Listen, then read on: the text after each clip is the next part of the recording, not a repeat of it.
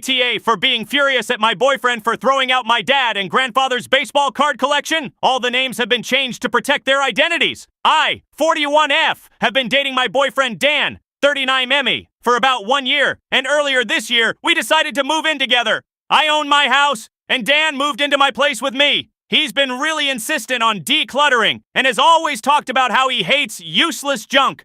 For some context, my dad and grandfather collected baseball cards together for decades. When my grandfather passed in 2020 due to cancer, he left his collection to my dad. My dad and I bonded over this collection when I was little. He'd tell me stories about the players, the games he and Grandpa watched, and how they spent weekends going to card shows. After my dad passed away 2 months ago, the cards became one of my most cherished possessions. I kept them neatly organized in binders and boxes on a shelf in a spare room. Last week, I was out of town for a work trip. When I came home, I noticed the room where I keep the collection looked suspiciously empty.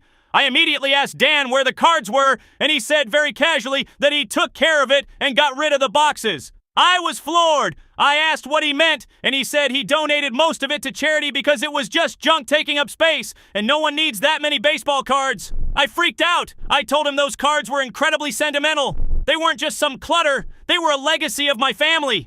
Dan got defensive and said I was overreacting and being materialistic.